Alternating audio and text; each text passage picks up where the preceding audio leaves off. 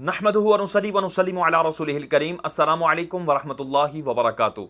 अल-मुशाहदात दारुल इफ्ता में आपको खुशामदीद कहते हैं। आज का हमारा मौजू है कुर्बानी के मसाइल। इंशाअल्लाह हम कुर्बानी के अहम तरीन मसाइल आपके गोश गुजार करेंगे। वीडियो को एंड तक देखिएगा, इंशाअल्लाह ज़रूर फ़ायदा होगा। अल्लाह तबारक व तआला कुरान मजीद फ़ुरक़ान हमीद में अपने प्यारे महबूब सल्लल्लाहु तआला अलैहि वसल्लम को हुक्म इरशाद फरमाता है, फ़सल्लि लिरब्बिका वन्हर, और मेरे प्यारे महबूब अपने रब के लिए नमाज पढ़िए और कुर्बानी दीजिए। इसी तरह हुजूर सरवर कौनैन सल्लल्लाहु तआला अलैहि वसल्लम का बहुत ही प्यारा फरमान सुन्ने अबी दाऊद, जामी तिर्मिज़ी और सुन्ने इब्न माजा में मौजूद है। हुजूर सरवर कौनैन सल्लल्लाहु तआला अलैहि वसल्लम ने इरशाद फरमाया, यौम नहर यानी 10वीं ज़िलहिज्जा में इब्ने आदम का कोई अमल खुदा के नज़दीक खून बहाने यानी कुर्बानी करने से ज़्यादा प्यारा नहीं, और वो जानवर क़यामत के दिन अपने सींग और बाल और खुरों के साथ आएगा और कुर्बानी का खून ज़मीन पर गिरने से कबल खुदा के नज़दीक मकाम कबूल में पहुँच जाता है, लिहाजा इसको खुश दिली से करो। तो कुर्बानी जो है ये अल्लाह के प्यारे रसूल हज़रत इब्राहीम खलीलुल्लाह अला नबीना व अलैहिस्सलातु वस्सलाम की प्यारी प्यारी सुन्नत है, जो कि हुजूर सरवर कौनैन सल्लल्लाहु तआला अलैहि वसल्लम की उम्मत पर भी वाजिब कर दी गई। तो जो भी साहिब इस्तिताअत हैं, जिनमें कुर्बानी करने की शराइत पाई जाती हैं, तो उन पर कुर्बानी करना वाजिब होती है। आज इंशाअल्लाह हम चंद मसाइल आपके गोश गुजार करेंगे ताकि आपको मालूम हो सके कि कुर्बानी किस पर लाजिम होती है और किन शराइत की बिना पर उस पर कुर्बानी लाजिम होगी, कौन से जानवर जो हैं उनकी कुर्बानी की जा सकती है, किन जानवरों की कुर्बानी नहीं की जा सकती। ये सारे मसाइल इंशाअल्लाह आपको मुख्तसरन जिक्र किए जाएंगे और स्लाइड्स भी साथ चलाई जाएंगी ताकि आपको समझने में आसानी हो। ये आपके सामने स्लाइड शो हो रही होगी, जिसके अंदर हमने आगे जो बयान करना है हमने उसको 5 हिस्सों में तकसीम किया है। नंबर 1 कुर्बानी की शराइत, नंबर 2 कुर्बानी का वक्त, नंबर 3 कुर्बानी के जानवर और उनकी उम्र, नंबर 4 वो जानवर जिनकी कुर्बानी जायज़ है, नंबर 5 वो जानवर जिनकी कुर्बानी जायज़ नहीं। अब तरतीबवार जो है वो सारों को मुलाहिजा करें। सबसे पहला हिस्सा था कुर्बानी की शराइत। तो कुर्बानी की शराइत क्या है? नंबर 1 मुसलमान होना, कि काफिर पर कुर्बानी लाजिम नहीं है, मुसलमान होना शर्त है।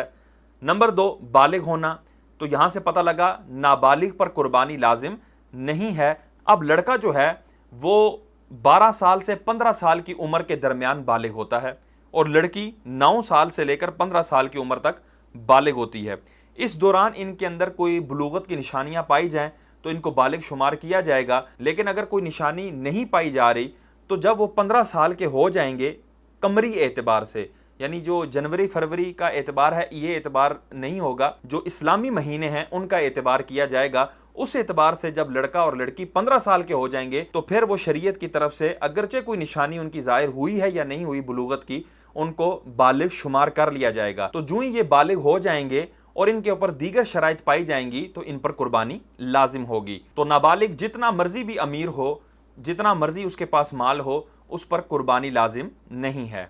नंबर 3 आकिल होना, कि पागल जितना मर्जी भी मालदार हो उसके ऊपर कुर्बानी लाजिम नहीं है। नंबर 4 मुकीम होना, यानी मुसाफिर पर कुर्बानी लाजिम नहीं होगी, यानी जो अय्यामे नहर हैं 3 दिन जो कुर्बानी के होते हैं, अगर कोई शख्स उन दिनों के अंदर मुसाफिर है तो अब उसके ऊपर कुर्बानी लाजिम नहीं है अगरचे वो मालदार है। नंबर 5 मालिक निसाब होना। मालिक निसाब कौन है, कितना माल उसके पास होना चाहिए, ये हमने इसकी तफसील जो है वो ज़कात के अंदर बयान की थी कि ये अमवाल हैं और इतने इतने अगर किसी बंदे के पास हैं तो वो बंदा जो है वो मालिक निसाब होगा। जिसके पास ये अमवाल इससे कम हैं, ये निसाब को नहीं पहुंच रहे, तो वो बंदा मालिक निसाब नहीं होगा। पहले वो वीडियो जो है वो मुलाहिजा फरमा लें, फिर उसके बाद मजीद उसके ऊपर कलाम करते हैं। और तीसरा था निसाब ज़कात। 2 पर हमने गुफ्तगू कर ली, अब तीसरे पर आते हैं निसाब ज़कात पर, कि वो कितनी मिकदार है माल की, कि जब उस मिकदार को वो माल पहुंच जाएगा तो बंदे पर ज़कात उसकी निकालना लाजिम हो जाएगा, और जब उस मिकदार को नहीं पहुंचा होगा तो उस पर ज़कात लाजिम नहीं होगी। तो आए उस मिकदार को सुनते हैं। अम्वाल ज़कात की वो मखसूस मिकदार जिसका मालिक होने पर ज़कात लाजिम होती है, इसे निसाब ज़कात कहा जाता है, और इसके मालिक को साहिब निसाब गनी मालदार कहते हैं। निसाब ज़कात की सूरतें दर्ज झैल हैं। अब आप ये देख रहे हैं कि अम्वाल ज़कात लिखा हुआ है और उसके नीचे नंबर वाइज अम्वाल ज़कात लिखे हुए हैं, सोना, चांदी, नकदी, करेंसी, माल तिजारत, ये 4 तरह के माल, और फिर आगे उनके निसाब लिखे हुए हैं। अब वो समाअत फरमाएं, सोना तो सोने का हदीस पाक में कौन सा निसाब बयान किया गया है, तो वो 20 दीनार यानी 20 सोने के सिक्के। अब उन 20 सोने के सिक्कों को पिघलाया जाए, उनका वजन अगर किया जाए तो तोले के हिसाब से उसका वजन क्या निकलेगा, 7.5 तोले, 7.5 तोला, ठीक है। और ग्राम के हिसाब से उसका वजन किया जाए तो 87.48 ग्राम। चांदी, हदीस पाक में इसका निसाब कितना मज़कूर है, तो वो 200 दिरहम है। दिरहम कहते हैं चांदी के सिक्के को। अब इसको अगर इसका वजन किया जाए तो वो कितना बनेगा, 52.5 तोला यानी 52.5 तोला। और अगर ग्राम के हिसाब से उसका वजन किया जाए तो 612.36 यानी 612.36 ग्राम। अच्छा, नकदी और करेंसी, इसका निसाब क्या है?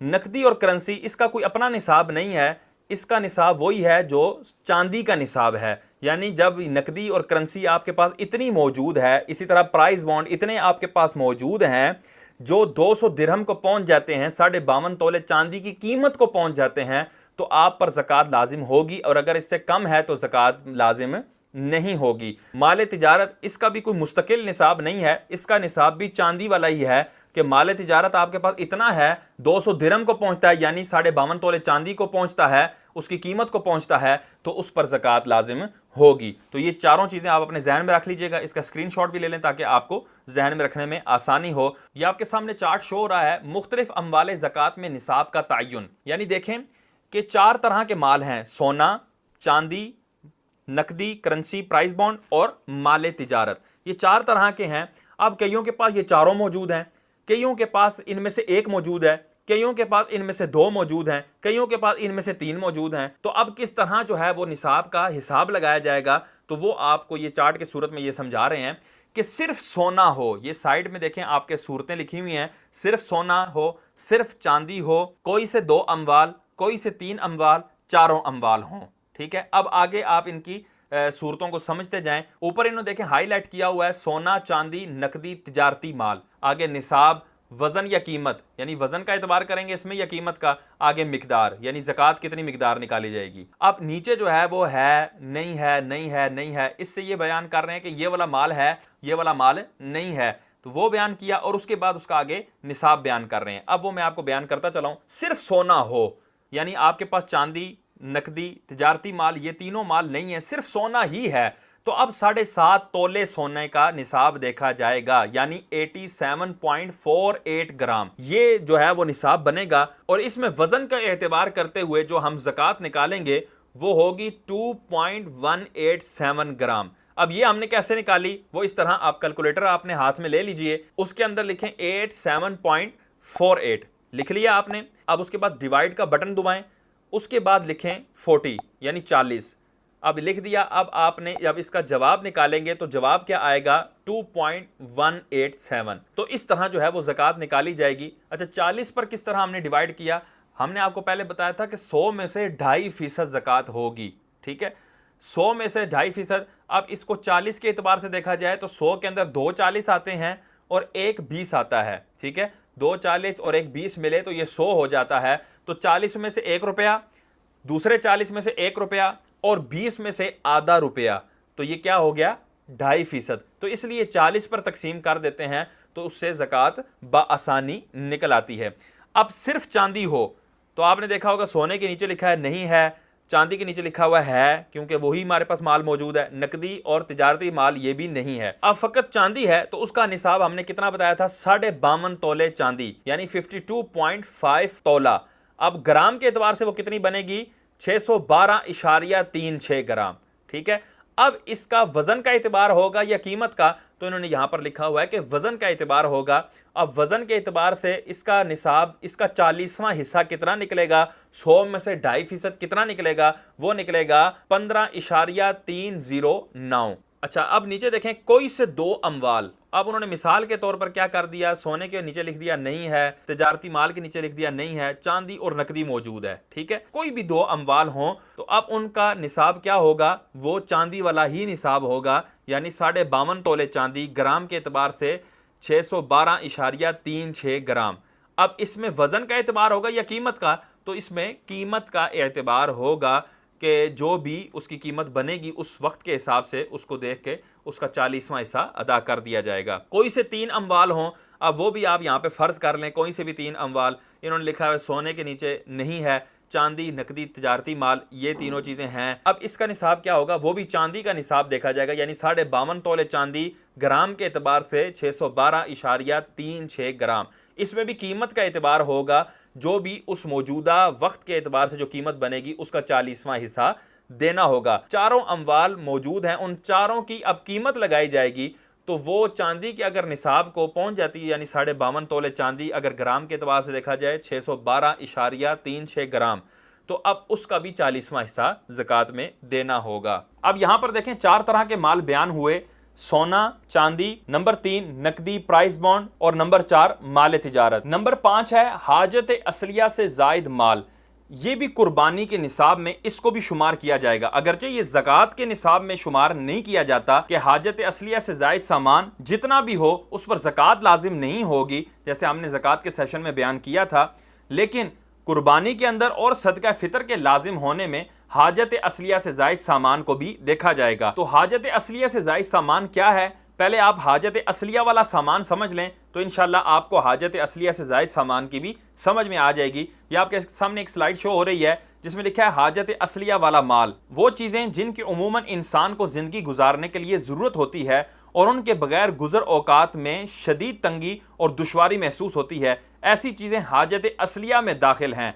हाजत असलिया और ज़रूरत की अशिया मसलन खानादारी का ज़रूरी सामान, रहने का मकान, सवारी गाड़ी, ज़रूरत की किताबें, सर्दी गर्मी में पहनने के कपड़े, खाने पीने की ज़रूरी खुराक, पेशा वराना आलात व असबाब और मशीनें। हाजत असलिया में फ़िलहाल खर्च करने के लिए या कर्ज या मकान या दुकान का फ़िलहाल किराया अदा करने के लिए करेंसी वगैरह, ये भी हाजत असलिया में है। तो जो चीज़ें इसके अलावा होंगी वो हाजत असलिया से ज़ायद होंगी, जैसे गर्मी और सर्दी के वो कपड़े जो अब आपके इस्तेमाल में नहीं रहे, जैसे छोटे हो जाते हैं या अब वो हमें पसंद नहीं है तो अब वो वैसे ही पड़े हुए हैं, तो ये हाजत असलिया से ज़ायद हैं। इसी तरह जूते, इसी तरह बर्तन वगैरह जो इस्तेमाल में है ही नहीं, किसी एतबार से भी इस्तेमाल में नहीं है। इसी तरह वो टीवी कि जिसको दीन सीखने के लिए जो है वो नहीं रखा गया, बल्कि उसके अंदर मखलूत चीज़ें चलती हैं, कभी दीन भी जो है ना वो सीख लिया जाता है और कभी जो है वो ख़बरें देखी जा रही होती हैं, कभी दीगर मामलात भी हो रहे होते हैं। तो ऐसी टीवी भी हाजत असलिया से ज़ायद शुमार की जाएगी। इसके अंदर वो प्लॉट भी आएंगे कि जो आपने तिजारत की नीयत से नहीं खरीदे, यानी आपकी खरीदते वक्त ये नीयत नहीं थी कि मैं इनको बेचकर नफ़ा कमाऊंगा, बल्कि आपकी नीयत थी कि यार मैं रखूंगा, अपने पास रखूंगा, बेचने का कोई पक्का इरादा नहीं था। तो ऐसा प्लॉट अगर वो आपने उसके ऊपर रिहाइश भी नहीं रखी हुई और उस पर काश्तकारी करके आपका गुजर बसर भी उस पर नहीं हो रहा, तो ऐसा प्लॉट भी हाजत असलिया से जायद होगा। इस पर ज़कात तो लाजिम नहीं होगी, लेकिन इसके ऊपर कुर्बानी और सदका फितर लाजिम होगा। तो अब ये जितना भी हाजत असलिया से जायद सामान है, इस सारे सामान को जमा करेंगे और ये जिसकी मिल्कियत में होगा उसकी मिल्कियत का एतबार होगा। तो ये सारा सामान जमा करके इसकी कीमत लगाई जाएगी। अगर ये 52.5 तोले चांदी की कीमत को पहुंच जाए तो ऐसे शख्स पर कुर्बानी लाजिम होगी और अय्याम फितर के अंदर यानी ईद उल फितर के अय्याम में उसके ऊपर सदका फितर भी लाजिम होगा। लेकिन अगर ये हाजत असलिया से जायद सामान, ये जो है वो पुराने कपड़े या पुराने जूते या ऐसे कपड़े और जूते जो आपके इस्तेमाल में नहीं है, पुराने हों या ना हों, या ऐसे बर्तन जो आपके इस्तेमाल में नहीं है, ये जितना भी हाजत असलिया से जायद सामान है, जब आपने इसकी कीमत लगाई तो ये 52.5 तोले चांदी की कीमत को नहीं पहुंची, तो आपके ऊपर कुर्बानी लाजिम नहीं होगी। या आपके ऊपर कर्ज इतना है कि अगर आप कर्ज को मिन्हा करेंगे, कर्ज को माइनस करेंगे, तो आपके पास इतना माल पीछे नहीं बचना जो 52.5 तोले चांदी की कीमत को पहुंच सके, तब भी आप पर कुर्बानी लाजिम नहीं होगी। तो ये मुख्तसरन जो है वो निसाब के हवाले से गुफ्तगू थी। दूसरा हिस्सा था कुर्बानी का वक्त। तो पहले ये जहन में रखें कि कुर्बानी के अय्याम कितने हैं, तो वो ये हैं 10 ज़िलहिज्जा, 11 ज़िलहिज्जा, 12 ज़िलहिज्जा। तो ये कितने दिन बन रहे हैं? 3 दिन और 2 रातें बन रही हैं। तो वक्त क्या होगा कुर्बानी का? वो वक्त है 10 ज़िलहिज्जा की सुबह सादिक से लेकर 12 ज़िलहिज्जा के गुरूब आफताब से पहले तक। नोट, शहर में कुर्बानी का वक्त नमाज ईद हो जाने के बाद शुरू होता है। ये बहुत अहम मसला है। देखें, अभी आपने ऊपर पढ़ा था कि 10 ज़िलहिज्जा की सुबह सादिक यानी फजर तुलू होने के बाद वक्त शुरू होगा कुर्बानी का, और 12 ज़िलहिज्जा की गुरूब आफताब तक ये वक्त रहेगा। तो जो लोग शहरों में मुकीम हैं, तो क्या वो भी 10 ज़िलहिज्जा की सुबह सादिक के बाद फजर तुलू होने के बाद फ़ौरन कुर्बानी कर सकते हैं या नहीं? तो ये जहन में रखिएगा, शहरों में चूंकि ईद की नमाज पढ़ना लाजिम है, तो उनके लिए जो वक्त शुरू होगा वो ईद की नमाज के बाद शुरू होगा।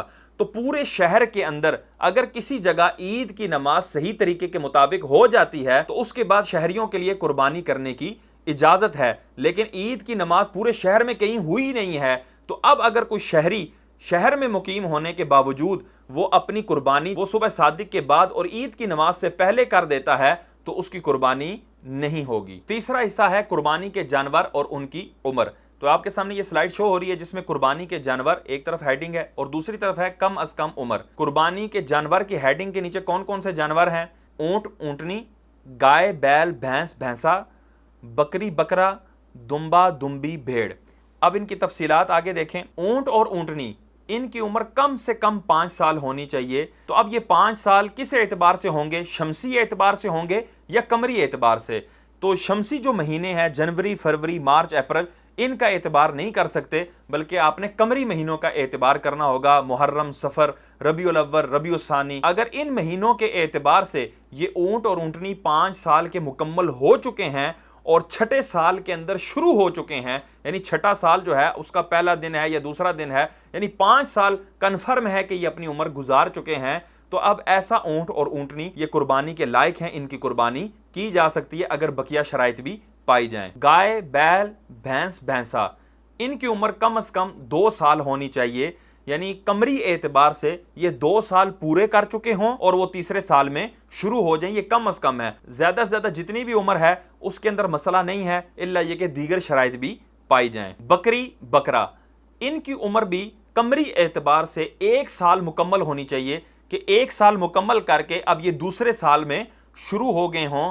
इनकी उम्र अगर 1 साल से कम है तो इनकी कुर्बानी जायज़ नहीं होगी, अगरचे इनका जिस्म जो है वो देखने में साल भर से ज़्यादा का भी मालूम होता हो, तो इसके अंदर 1 साल मुकम्मल होना ये ज़रूरी है। दुम्बा दुम्बी भेड़, इसकी उम्र की तफसील ये है कि 6 माह का इतना बड़ा कि दूर से देखने में साल भर का मालूम हो। कि बकरा बकरी के लिए तो 1 साल शर्त थी, लेकिन दुम्बा दुम्बी और भेड़ में चूंकि हदीस पाक में इसकी इजाज़त दी गई है कि इनका जो बच्चा 6 माह का बच्चा वो अगर दूर से देखने में साल भर का मालूम होता है, यानी इतना फरबा है और इतना कद काठ है कि साल भर का मालूम होता है, तो उसकी कुर्बानी जायज़ है। लेकिन अगर वो 6 माह से कम है, 6 माह वो भी पूरा नहीं है, तब भी इसकी कुर्बानी नहीं होगी, अगरचे अब ये साल भर का मालूम हो रहा, बहुत फरबा है, कद भी है, लेकिन चूंकि 6 माह से कम है लिहाजा अब भी इजाज़त नहीं होगी।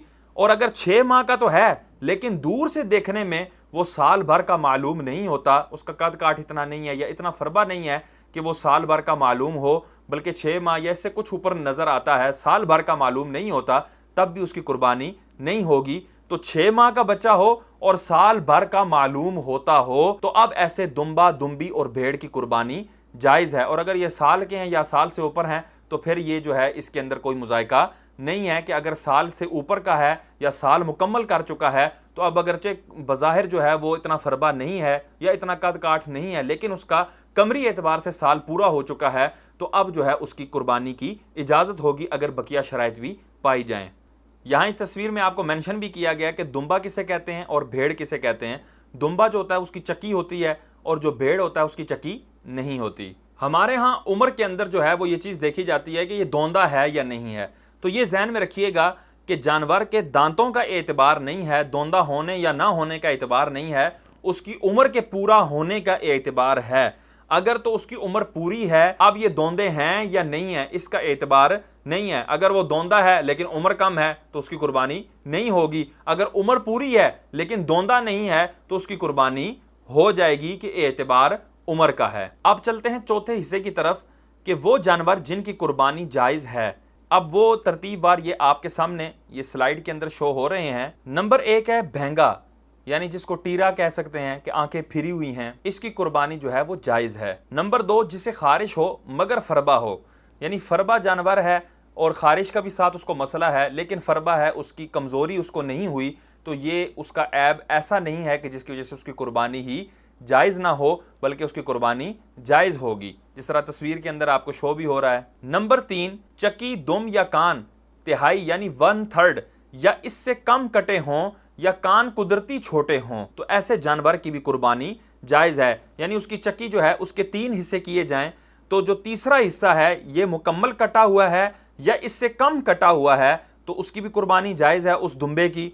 इसी तरह दुम जो है, गाय बैल की दुम जो है, उसके 3 हिस्से किए जाएं तो उसमें से जो तीसरा हिस्सा है या उससे कम ये कटा हुआ है तो अब इसकी भी कुर्बानी जायज़ है, लेकिन इससे जायद कटे हुए नहीं होने चाहिए। नंबर 4, कान तिहाई या इससे कम कटे हों। अब ये थोड़ी तफसील मजीद कर रहे हैं। एक बकरी का जो है वो कान आपके सामने नजर आ रहा है आपको कि ये 9 इंच है। अब इसके 3 हिस्से कर दिए जाएं तो जो तीसरा हिस्सा है 1/3 ये अगर कटा हुआ है या इससे कम कटा हुआ है तो ये कुर्बानी हो जाएगी इस जानवर की। अगर तिहाई से 1/3 से ज्यादा कटा हुआ है तो फिर कुर्बानी नहीं होगी। नंबर 5, खसी हो यानी जिसके खुशिये निकाल लिए गए हों। आपको मालूम है कि जो जानवरों के अंदर नर जानवर होते हैं उनको खसी कर लिया जाता है ताकि जो है उनको फरबा किया जा सके और उनका गोश्त लजीज हो, अच्छा हो। इसके लिए लोग जो है उनको खसी करते हैं। बाज़ लोग इसको ऐब समझते हैं कि ये जी ऐब पैदा हो गया है, खसी नहीं करना चाहिए, तो उनके लिए मसला गोश गुजार कर देता हूँ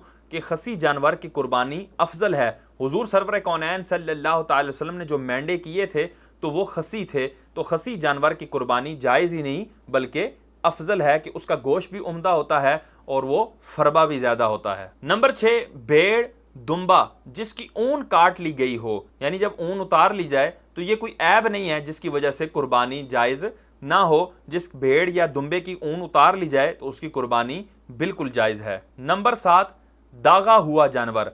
जिस तरह बाज़ जानवरों के ऊपर निशानी लगाने के लिए नंबरिंग की जाती है, तो बाज़ तो टैग लगा देते हैं, बाज़ जो है उनको दाग देते हैं कि गर्म लोहा करके उनके ऊपर जो है वो दागा जाता है, जिस तरह तस्वीर के अंदर आप देख रहे हैं। तो इससे जो है अगरचे बज़ाहिर जो है वो लग रहा है कि एक हिस्सा थोड़ा सा जल गया है, लेकिन ये ऐसा ऐब नहीं है जो इसकी कीमत को कम करे, लिहाजा दागे हुए जानवर की भी कुर्बानी जायज़ है। नंबर 8, गाय या ऊँटनी जिसका सिर्फ एक थन खुश्क हो। ये जहन में रखिएगा, जिनके 4 थन होते हैं, जैसे ऊँटनी के 4 थन होते हैं और गाय और भैंस के 4 थन होते हैं, उनमें से अगर एक सूखा हुआ है तो उसकी कुर्बानी जायज़ है, कोई हर्ज नहीं है। लेकिन अगर उसके जो है वो 2 थन सूखे हुए हैं या जो है वो 3 थन सूखे हुए हैं या सारे ही सूखे हुए हैं तो उसकी कुर्बानी जायज़ नहीं होगी। नंबर 9, जिसकी चक्की छोटी हो, यानी दुम्बा या दुम्बी उसकी चक्की बड़ी हो या छोटी हो, ये कोई ऐब नहीं है, इसलिए इसकी कुर्बानी हो जाएगी। नंबर 10, जिसके पैदाइशी सींग ही ना हो। तो आपने कई जानवर देखे होंगे, बकरियां और कई बैल वगैरह, जिनके सींग ही नहीं होते, पैदाइशी सींग नहीं होते, इनकी भी कुर्बानी जायज़ है, ये कोई ऐब नहीं है। नंबर 11, जिसका सींग मींग यानी जड़ से कम टूटा हो, तो इन सूरतों में कुर्बानी जायज़ है। ये आप तस्वीर में देख रहे हैं कि उसका ऊपर से जो है वो सींग टूट चुका है, लेकिन चूंकि जड़ से नहीं टूटा इसलिए इसकी कुर्बानी जायज़ है। अब इसमें 3 तरह के जानवर और भी हैं जिनको डायग्राम्स में तो नहीं बयान किया गया, वो लिस्ट में है, आप लिस्ट देखें। नंबर 3 पर है जिसमें मामूली जुनून हो, यानी चर लेता हो, यानी जुनून तो है, उसमें पागलपन तो है, लेकिन वो पागलपन उसके चरने के जो है वो मुनाफी नहीं है, यानी ऐसा पागलपन नहीं है कि वो चरता ही नहीं है। अगर ऐसा पागलपन होगा कि वो चरता ही नहीं होगा तो उसकी कुर्बानी जायज़ नहीं होगी। और नंबर 8 पर देखें, इतना बूढ़ा हो कि बच्चे के काबिल ना रहा हो, ऐसा जानवर भी, उसकी भी कुर्बानी हो जाएगी। नंबर 11 पर देखें, लंगड़ा जानवर जो चलने में टूटे हुए पाँव से मदद लेता हो, ऐसा जानवर भी, उसकी भी कुर्बानी हो जाएगी। अब आपके सामने एक स्लाइड शो हो रही है, वो जानवर जिनकी कुर्बानी जायज़ नहीं। अब वो आपको जो है ये आपके सामने शो हो रहे हैं, अब आगे आप इनकी तफसील देखें। नंबर 1 है अंधा हो। पहले था भैंगा। भैंगे की कुर्बानी जायज़ है कि वो अंधा नहीं है, बस उसकी आंखें के जो ढेले हैं वो थोड़े से फिरे हुए हैं कि उसकी नज़र कहीं और होती है और देखता वो कहीं और होता है, लेकिन उसको नज़र आ रहा होता है, वो अंधा नहीं होता, वो भैंगा है, तो उसकी कुर्बानी तो जायज़ है। लेकिन जो जानवर अंधा है, जिसको नज़र ही नहीं आता, ऐसे जानवर की कुर्बानी जायज़ नहीं है क्योंकि ये उसका ऐब है। नंबर 2, काना हो, यानी जिसका कानापन जाहिर होता हो। अब ये देखें, आपको तस्वीर के अंदर उसका कानापन जाहिर हो रहा है कि वो बिल्कुल काना है, तो ऐसे जानवर की भी कुर्बानी जायज़ नहीं है। नंबर 3, लंगड़ा हो जो कुर्बान गाह तक अपने पाँव से चल कर ना जा सके। ये आपको तस्वीर में भी नज़र आ रहा है कि वो जानवर लंगड़ा होने की वजह से चल ही नहीं पा रहा, तो ऐसा नहीं है कि अब आप उसको घसीट घसीट के जो है ना कुर्बान गाह तक ले जाएं और उसकी कुर्बानी कर दें, तो ऐसे जानवर की कुर्बानी जायज़ नहीं है, अगर करेंगे तो अदा नहीं होगी। नंबर 4, कान तिहाई से ज़्यादा कटे हों। हमने पहले बयान किया था कि अगर तिहाई कटे हुए हैं या तिहाई से कम कटे हुए हैं